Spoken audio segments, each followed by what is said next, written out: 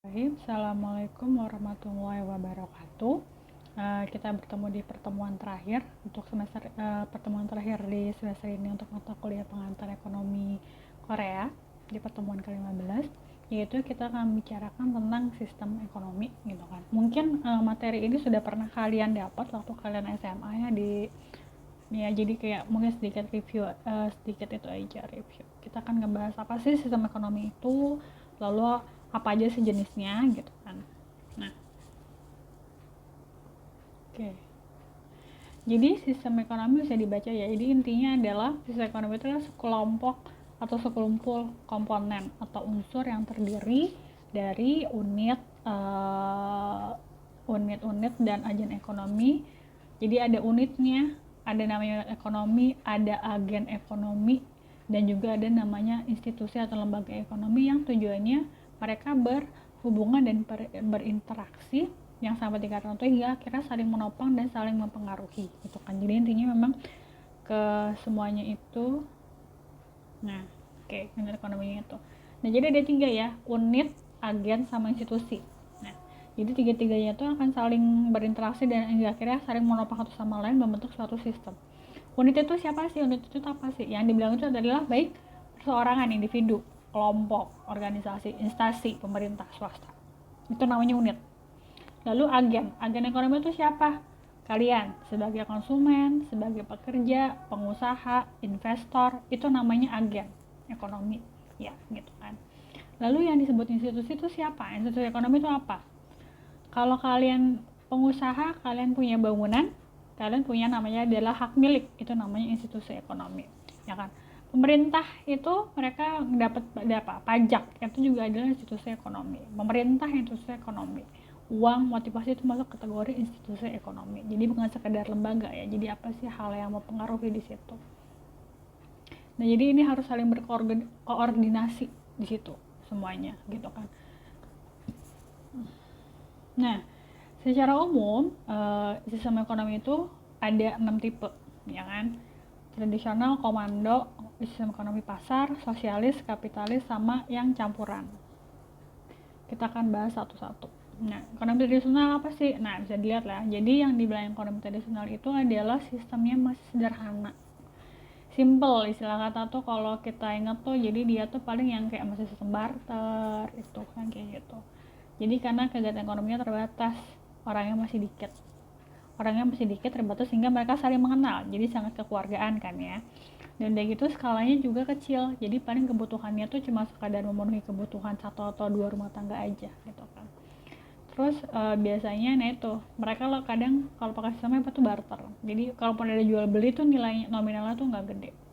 Lalu spesialis kerjanya masih sederhana dan terbatas, dan juga masih banyak kendala non teknis hingga mengakibatkan rendahnya inovasi. Dan nah, jadi ini karena masih sangat sederhana gitu kan, jadi makanya belum nggak ada inovasi, soalnya masih rendah inovasinya. Karena saya tanya, masih ada nggak di Indonesia yang pakai sistem barter? Masih ada.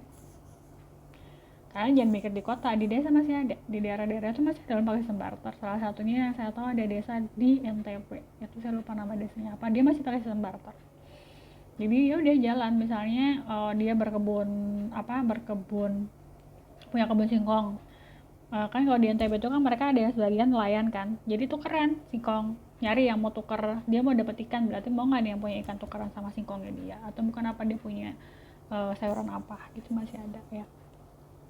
Nah, lalu kalau komando itu apa? Jadi kalau yang namanya komando itu istilahnya semua kegiatan ekonomi yang penting, baik dari produksi, konsumsi, sama distribusi itu ditentukan oleh lembaga yang berkuasa atau lembaga yang kekuasaannya. Nah, di sini perekonomiannya itu berideologinya itu biasanya kalau nggak sosialis, marxisme, sama komunis. Nah, sistem si komando ini dia tuh menolak sistem mekanisme pasar. Kenapa? Ingat kan, pasar itu apa? Tempat bertemunya permintaan sama penawaran. Nah, berarti kalau komando tuh enggak, karena diatur. Ada satu lembaga yang ngatur nih. Ada lembaga yang orang yang berkuasa yang ngatur, jadi dia nggak suka ada permintaan penawar. Berarti kan itu ada apa? Istilah kata interaksi penjual pembeli kan? Enggak. Kalau di komando enggak kayak gitu. Nah, makanya dia menolak. Nah, Cina di eranya Mao Zedong itu dia mengaplikasikan hal ini. Cina, dan saya rasa juga saat ini yang masih mengaplikasikan hal ini adalah Korut. untuk internal marketnya dia ya, di dalam pasar, di dalam negerinya dia. Kalau pasar luar negeri enggak. Nah, lalu sistem ini dianggap gagal jelas karena kegagalannya kenapa? Karena dia salah paham bahwa manusia itu bukan cuma makhluk materialistis tapi juga makhluk ekspresif.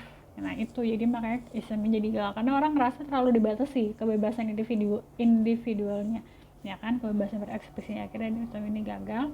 Dan juga karena sistem ini orang kan jadi karena semua udah diatur nih sama negara, jadi nggak ada motivasi. Pertama itu nggak ada motivasi untuk bikin lebih bagus atau bikin lebih baik, itu nggak ada. Yang kedua, karena dikuasai hanya karena dia dikuasai oleh beberapa golongan saja, akhirnya apa? Peluang korupsinya gede. Nanti kalau kayak gitu tergantung siapa yang lagi merintah. Kalau yang lagi merintah bagus akan jadi bagus, tapi kalau yang lagi merintahnya nggak bagus itu akan jadi jelek, akhirnya jadi hancur perekonomiannya. Itulah kegagalannya sistem komando. Ya. Nah, lalu berikutnya adalah sistem ekonomi pasar. Nah ini berarti dia benar-benar mengandalkan kekuatan permintaan dan penawaran pure, nggak ada yang ngatur, pokoknya istilah kata semua karena ya udah mekanisme pasar diserahkan antara penjual sama pembeli aja. Indikatornya adalah ya udah tingkat harga sama perubahan. Nah di sini karena di ekonomi pasar jadi diserahkan ke pasar, jadi makanya pemerintah tuh perannya kecil di sini, pure semuanya dilepaskan antara itu aja, penjual dan pembeli. Nah sistem ini menghasilkan hasil yang baik bila struktur pasarnya. Nah jadi gini, sistem ini akan bagus kalau memang pasarnya modelnya adalah pasar persaingan sempurna. Apa maksudnya pasar persaingan sempurna? Satu, persaingan sempurna jadi informasi yang dimiliki baik penjual sama pembeli itu sama, nggak ada yang disembunyiin, sama semuanya kedua belah pihak itu memiliki informasi yang sama, jadi apa? Adil gitu. Yang kedua, tidak terhambat waktu dan ruang, berarti harus ada di tempat yang sama, ya kan? Kayak misalnya, nah kalau sistem kan berarti mesti ketemu, mesti lihat barang langsung, saling nawar kan. Kalau nah ini akan sulit kalau misalnya apa, mau kalian apa, ekspor impor kan kadang nggak bisa ngeliat barangnya langsung, nggak bisa dicek satu-satu, itu nggak bisa, jadi ada hambatan waktu dan ruang toh gitu kan di situ. Terus nah di pada saat masa Great Depression di tahun 1929 sampai 1933 itu dibilang ya, sistem ini menjadi puncak gagal di masa itu. Ini kejadiannya di Jepang, Amerika, sama di Eropa Barat. Karena di Great Depression itu akhirnya apa? Namanya juga Great Depression, jadi ekonomi itu resesi jatuh banget. Akhirnya apa? Buying power tuh nggak ada. Terus karena semua dilepas ke pasar, akhirnya gila-gilaan gitu. Jadi kayak apa, situasinya nggak begitu kondusif lah kan. Dan pemerintah nggak punya intervensi, akhirnya jadi hancur perekonomian saat itu. Great Depression itu adalah posisi resesi parah di dunia gitu di situ. Nah, lalu berikutnya ada namanya sistem kapitalis. Nah, kalau kapitalis itu apa? Jadi di sini beberapa aset produksi atau faktor produksi itu dimiliki oleh individu atau swasta. Nah, tujuannya apa? Tujuannya semata-mata pokoknya selama dia bisa ngasilin laba ya udah boleh-boleh aja, tidak ada masalah. Sistem ini berkembang di dataran Eropa pada abad pertengahan, ya kan? Awalnya di situ si kapitalis ini, lalu akhirnya dan di institusi dalam sistem ini tuh di ekonomi kapitalis itu institusinya satu, hak kepemilikan, keuntungan. Jadi ini semata-mata yang penting siapa yang punya, dia punya hak. Terus yang kedua semata-mata asal atas nama laba dan keuntungan boleh. Konsumerisme ya udah berarti semua orang tuh kayak didorong untuk menjadi konsumtif. Konsumerisme. Terus yang kompetisi, persaingannya kan pure harga aja, semata-mata demi keuntungan kan, berarti ada yang mau jual murah, jual lebih tinggi, lebih rendah, itu sama harga kan, kompetisinya tuh lumayan gila-gila. Kekuatan dan keterbatasan dari sistem ini adalah satu, dia persaingan bebas, free competition ya, karena kan dia dimiliki individu sama swasta, jadi suka terserah kalian aja. Trade off antara efisiensi sama keadilan. Jadi gimana maksudnya? Kan efisien nih, kan karena kan dimiliki sama swasta, kan mereka kan kalau demi menghasilkan laba, gimana ngasilin laba yang gede, berarti kan mereka menekan biaya produksi kan. Nah itu akhirnya menimbulkan masalah di keadilan sosial, jadi ada yang akhirnya neken kayak gajinya nggak beres atau neken UMR lah istilah kata gitu. Nah, sistem mekanisme pasar dalam kebijakan politiknya akan mendorong kebijakan imperialis. Imperialis itu apa? Jadi penjajahan, penguasaan, aset-asetnya karena dikuasain oleh individu sama swasta. Jadi orang-orang tuh pola pikirnya ya udah profit oriented semuanya. Ingat, ini dikembangkan di sistem daratan Eropa di abad pertengahan. Di situ juga dimulai awalnya orang Eropa itu mulai beristilah kata berpetualang mencari tanah baru. Karena apa? Saat itu semua orang pada rebutan lahan, rebutan institusi untuk kepemilikan. Akhirnya tanah di Eropa udah habis kan direbut, makanya mereka mulai berpetualang mencari tanah di tempat lain, larilah ke Amerika, larilah ke Asia. Itulah dimulai imperialisme dan masa penjajahan itu karena kapitalis. Orang semata-mata buat apa? Cuma nyari keuntungan doang kan, gitu. Atas namanya seperti itu ya. Lalu berikutnya ada sistem sosialis ya. Jadi ini masih mirip pecahan dari tadi si komando. Nah, kalau di sini si sosialis itu adalah dimana dia bilang bahwa kemakmuran perseorangan itu bisa dicapai asal fondasinya adalah kita makmur bersama-sama. Jadi semua orang akan bisa, istilah kata semua orang akan bisa bahagia. Yang kalau semua orang bahagia maka perseorangan bahagia, istilah kata kayak gitu. Makanya sebagian besar itu kepemilikannya itu istilahnya jadinya social property, milik bersama gitu kan. Nah, di sistem sosialis ini karena dia kan intinya rata gitu loh. Jadi ada dua tipe, satu sosialis Marxisme sama sosialis komunis. Nah, si sosialis Marxisme ini mirip sama tadi yang komando ya. Jadi karena dia istilah kata semua orang seluruh ekonomi itu tidak boleh mengambil keputusan yang menyimpang dari otoritas tertinggi. Jadi dikuasai oleh siapa yang berkuasa itu, misalnya partai yang berkuasa itu. Ini kejadian si sosialis Marxisme ini menurut saya waktu di Korea itu pada saat kepemimpinannya Park Chung-hee, ya kan? Di situ kan si Park Chung-hee kan dia menjabat kan lumayan lama ya, kalau nggak salah saya lupa berapa periode gitu kan. Dan di situ kan partainya dia mendominasi. Dan di situ kan dia sebagai presiden dan partainya dia mendominasi, maka dia kan ngatur kan semuanya. Jadi kayak misalnya arahnya Korea itu industrinya harus kemana, semua orang gimana. Terus kayak misalnya ya kan karena mereka misalnya industrinya berat, jadi urusannya ada harus kita industrinya ke besi baja. Ya udah, akhirnya semua mesti bikin itu, perusahaan-perusahaan itu yang tadinya bikin apa gitu akhirnya harus bikin si besi baja. Terus kayak misalnya tadinya lahan pertanian kan di masa itu lahan pertanian juga berkurang kan jadinya. Kalau kalian baca ya, di sebelum saya suruh baca tentang reformasi perekonomiannya Korea itu, di situ kan bisa kelihatan kan. Di masa itu juga kan dia ngatur bahwa gimana dia ngerubah yang tadinya lahan pertanian Korea hingga sampai cuma tinggal 30% doang karena semua buat bikin industri. Itu di situ contohnya. Nah, yang kedua sosialisme komunis. Nah, di sini jadi nggak ada kepemilikan. Jadi nggak ada yang namanya punya pribadi, punya saya tuh nggak ada. Ini adalah semua punya negara. Sehingga semua aktivitasnya dan distribusi ekonominya diatur sama negara. Tujuannya apa? Pemerataan pendapatan. Nah, ini komunis tuh kayak gitu. Ini yang dilakukan ya, yang dilaksanakan sama si Korut saat ini.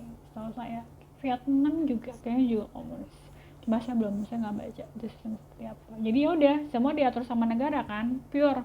Kan kalau kalian coba deh kalian nonton tuh ada ya, kalau kalian suka nyari di YouTube itu ada tuh Korea Korut, tentang Korut. Jadi mereka bikin satu camp sendiri itu. Di camp itu adalah isinya tuh kayak bukan camp kerja paksa lah istilah kata kayak gitu. Mereka tuh disuruh kerja paksa dan tidak dibayar, dan ya gitulah untuk negaranya. Jadi yang hidup dan pemerataannya begitu. Jadi memang si rakyatnya ya semuanya rata, nggak ada yang dibilang orang ada atau orang kaya. Itu adalah orang-orang mungkin yang bekerja di pemerintahan dan memiliki posisi ya. Sama si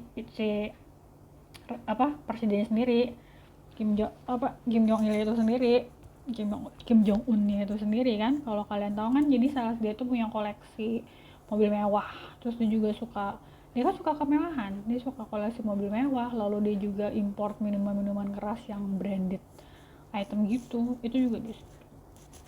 Jadi yang istilah kata yang hidupnya merata senasib itu cuma rakyat jelatanya. Tapi kalau kalian kayak golongan pejabat enggak. Itu juga kalau mungkin salah satu film, tapi ini kayak filmnya agak serem sih, tapi itu contohnya bisa kayak gitu adalah di film VIP judulnya VIP. Itu contoh salah satu sosialis komunisnya di Korut seperti itu. Nah, Indonesia sama Korsel apa? Indonesia sama Korsel itu mereka memakai sistem campuran. Jadi dua-duanya kombinasi antara sosialis dan market sebenarnya, dan kapitalis dan sosialis. Nah kalau misalnya di Korea istilah katanya mereka istilahnya kalau ditanya sistem ekonomi apa adalah mereka bilangnya adalah kombinasi, atau Indonesia kan bilangnya adalah sistem ekonomi Pancasila. Tapi sama, intinya adalah mengkombinasikan antara kebebasan pihak swasta dengan sentralisasi pada perencanaan ekonomi dan peraturan pemerintah. Jadi oke, swasta boleh punya seberapa, tapi untuk masalah perencanaan dan peraturan itu diatur sama pemerintah. Jadi dua-duanya. Jadi baik Indonesia maupun Korea itu adalah kombinasi antara kapitalis dan market base dan ekonomi pasar di situ. Tapi Indonesia tuh lebih ke market base ekonomi. Jadi maksudnya berdasarkan pasar banget Indonesia tuh. Jadi misalnya pasarnya minta apa ngikut kayak gitu. Sebenarnya semua negara juga gitu sih, cuma Indonesia mungkin karena kita pasar lokalnya kan gede ya. Jadi ngerespon banget kebutuhan lokalnya tuh seperti apa gitu. Simpelnya gitulah kayak Indonesia. Aku untuk kayak tourism kan gitu kan, kenapa Indonesia memberlakukan free visa untuk banyak negara gitu kan, gitulah alasannya, salah satunya karena market base banget di situ. Nah itu adalah tentang ekonominya, sistem ekonomi Korea sama Indonesia. Jadi kita sebenarnya sudah 1 semester kita tahu bahwa sebenarnya sistemnya tuh sama ya, secara sistem ekonomi Indonesia sama Korea tuh sama. Kita juga pakai kebijakan moneter sama kebijakan fiskal yang mirip gitu kan. Cuma perbedaan signifikan terutamanya adalah di masalah penggunaan anggaran negara, fokusnya itu yang beda, dan itu pasti jumlah populasinya. Nah di chapter ini pertanyaan diskusinya adalah gini, jadi kan ini udah ada, berarti ada 6 nih ya sistem ekonomi yang udah kalian pelajarin di sini. 1, dari semua itu, dari yang udah dipelajarin itu ya, dari 6 tipe itu, nah kira-kira mana sih sebenarnya yang paling kalau disuruh milih gitu kan, yang paling bagus yang mana menurut dari sudut pandang kalian? Yang paling oke itu yang mana di antara semua sistem itu? Terus kenapa? Yang mana? Terus kenapa? Ya kan? Terus yang kedua adalah ini kayak yang kedua itu adalah yang mana yang paling oke, yang mana yang menurut kalian paling bagus dan kenapa gitu kan. Terus pertanyaan berikutnya,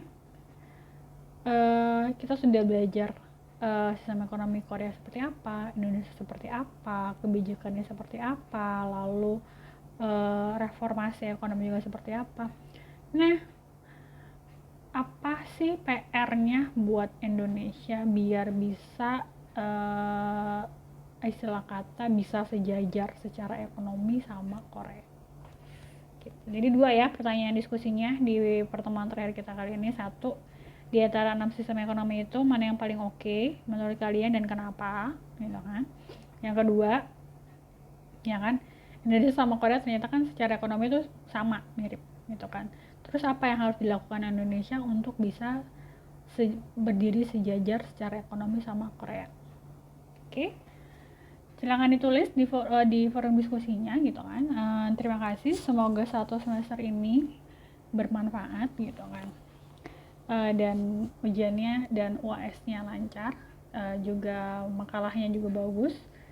Terima kasih. Assalamualaikum warahmatullahi wabarakatuh.